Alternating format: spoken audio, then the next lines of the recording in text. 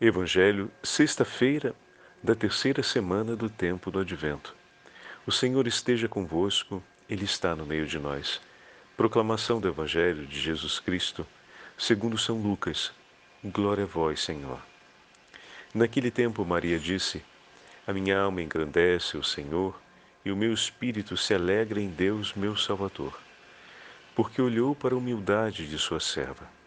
Doravante todas as gerações me chamarão bem-aventurada, porque o Todo-Poderoso fez grandes coisas em meu favor. O seu nome é santo, e sua misericórdia se estende de geração em geração a todos os que o temem. Ele mostrou a força de seu braço, dispersou os soberbos de coração, derrubou do trono os poderosos e elevou os humildes. Encheu de bens os famintos e despediu os ricos de mãos vazias. Socorreu Israel, seu servo, lembrando-se de sua misericórdia, conforme prometera aos nossos pais, em favor de Abraão e de sua descendência para sempre. Maria ficou 3 meses com Isabel, depois voltou para casa. Palavra da salvação. Glória a vós, Senhor. Sexta-feira da terceira semana do tempo do Advento, em nome do Pai, do Filho e do Espírito Santo. Amém. Queridos irmãos e irmãs, a Santa Liturgia nos dá a graça de seguirmos a meditação do primeiro capítulo do Evangelho de São Lucas, hoje ouvindo o cântico do Magnificat.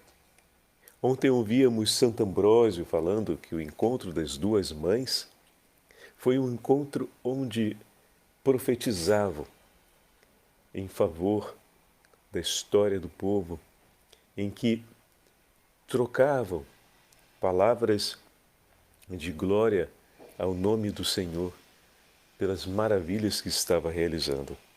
E de fato, o canto do Magnificat, com esses dois temas fortes que aparecem dentro do cântico, né? Os pobres e os pequenos são socorridos e consolados pelo Deus Altíssimo, e também Israel é o objeto da graça de Deus, desde as promessas feitas a Abraão. O Senhor cuida e cumpre sua palavra em favor de Israel. O canto do Magnificat, proclamado pela Virgem Maria, recolhe a esperança do inteiro povo de Deus, mas ao mesmo tempo recolhe também a certeza de que Deus cumpre sua palavra em tudo aquilo que faz. Meu irmão e minha irmã, quem melhor do que a Santíssima Virgem Maria para representar-nos diante de um canto de ação de graças a Deus? Quem melhor do que aquela que é plena do Espírito Santo para erguer diante do Senhor um canto de reconhecimento pela sua bondade, pelo seu amor, para demonstrarmos a nossa gratidão para com Deus, para demonstrarmos o nosso amor memorial por tudo aquilo que Ele faz e fez em nosso favor? Como é importante contarmos com a intercessão da Virgem Maria. Como é importante para nós contarmos com a sua ajuda, com a sua voz, com a sua presença. A devoção à Virgem Maria abre e prepara o nosso coração para ser um coração de ação de graças, um coração memorial da história do amor de Deus por nós, que não se limita apenas à nossa pessoa, mas à nossa família, à nossa sociedade, a todos aqueles que passaram ao longo dessa história que compõe o novo Israel. Uma ação de graças por todos aqueles que participaram, como já falamos em outros momentos, a fim de que a fé chegasse até nós e nós pudéssemos, por meio da ação desses irmãos e irmãs, entrarmos nessa família dos filhos de Deus. Pois através da vida daqueles que nos anunciaram, o anúncio chega até nós, mas não chegou sem edificar a vida deles primeiro.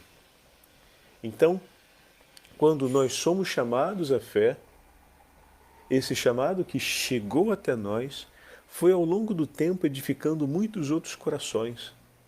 E aí nós poderemos dizer, o Senhor edificou tantos corações para que o meu coração fosse edificado. E se o Senhor edificou o seu coração com a sua bênção, com a sua graça, com o dom da fé, não tenha dúvidas. É para você também participar com o seu povo da edificação de muitos outros corações. O ponto final não é que nós tenhamos chegado na fé, mas que nós estejamos nas mãos do Senhor para chegarmos a Jerusalém Celeste acompanhado de uma legião de irmãos e irmãs. Então, compreender essa verdade é de suma importância.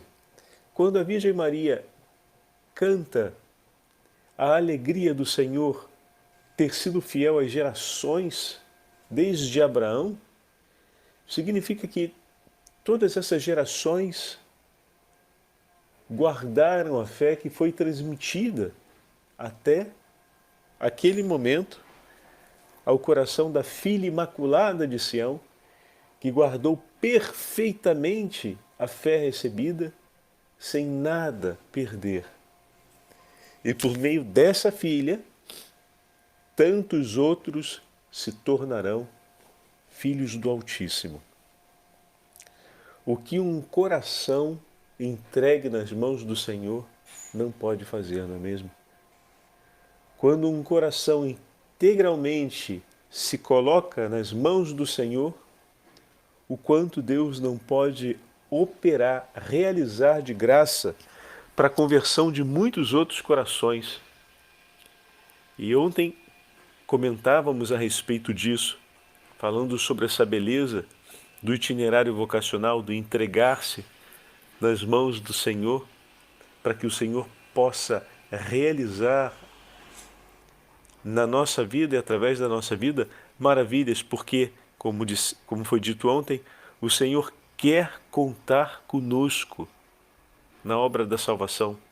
Ele conta com a nossa participação. Ele espera a nossa participação. Hoje, na Liturgia das Horas, nós temos o texto de São Beda Venerável, o sacerdote. Ele vai nos falar a respeito do Cântico do Magnificat em uma de suas exposições sobre o Evangelho de São Lucas. É no primeiro livro. E São Beda escreve essas palavras, referindo-se ao texto de hoje.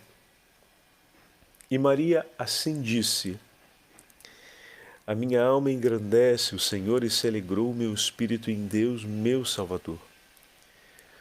O Senhor, diz ela, elevou-me por um dom tão grande e inaudito que nenhuma palavra o pode descrever, e mesmo no íntimo do coração é difícil compreendê-lo. E continua: por isso, dedico todas as forças do meu ser ao louvor e à ação de graças, contemplando a grandeza daquele que é eterno, e ofereço com alegria a minha vida, tudo o que sinto e penso, porque meu espírito rejubila pela divindade eterna de Jesus, o Salvador, que concebi e é gerado no meu seio. Então, São Beda pega aquela primeira frase do Magníficat e a desdobra e passa a segunda. O poderoso fez em mim maravilhas e santo é o seu nome. Estas palavras se relacionam com o início do cântico que diz: a minha alma engrandece o Senhor. De fato, só a alma em que o Senhor se dignou fazer maravilhas pode engrandecê-lo e louvá-lo dignamente e dizer, exortando os que compartilham seus desejos e inspirações: comigo engrandecei ao Senhor Deus, exaltemos todos juntos o seu nome. Por isso falávamos ainda há pouco que, na companhia de Maria, é possível realizar a Deus um canto de ação de graças por suas maravilhas. Porque, como acabou de dizer São Beda, aquela que tem o coração capaz de recolher e guardar todos os dons e tesouros do Senhor, tem também um coração pronto para bendizer as suas maravilhas. Quem conhece o Senhor e é negligente em proclamar sua grandeza e santificar o seu nome, será considerado o menor no reino dos céus, assim escreve São Mateus. Disse que santo é o seu nome, porque, pelo seu poder ilimitado, transcende toda a criatura e está infinitamente separado de todas as coisas criadas. Mas esse é aquele que acolhe Israel. Olha que bonito. Seu servidor, fiel ao seu amor. Israel é, com razão, denominado servidor do Senhor porque, sendo obediente e humilde, foi por ele acolhido para ser salvo também por ele. Como diz o profeta Oséias, quando Israel ainda era uma criança, eu já o amava. Lindo. Aquele que recusa humilhar-se não pode certamente ser salvo, nem dizer com o profeta, quem me protege e me ampara é meu Deus, é o Senhor quem sustenta a minha vida. Mas quem se fizer humilde como uma criança, nos escreve São Mateus, esse é grande no reino dos céus. Como havia prometido a nossos pais em favor de Abraão e de sua descendência para sempre. Trata-se da descendência de Abraão segundo o Espírito e não segundo a carne. Isso é, não apenas dos filhos segundo a natureza da casa de Israel, mas de todos os que seguiram o exemplo de sua fé, fossem eles circuncidados ou incircuncisos. Pois o próprio Abraão, ainda incircunciso, acreditou, e isto lhe foi imputado como ato de justiça. Olha que lindo. A vinda do Salvador foi, portanto, prometida a Abraão e a seus filhos para sempre. Isto é, aos filhos da promessa, dos quais se diz, sendo de Cristo, sois então descendentes de Abraão, herdeiros segundo a sua promessa, escreve São Paulo aos Gálatas.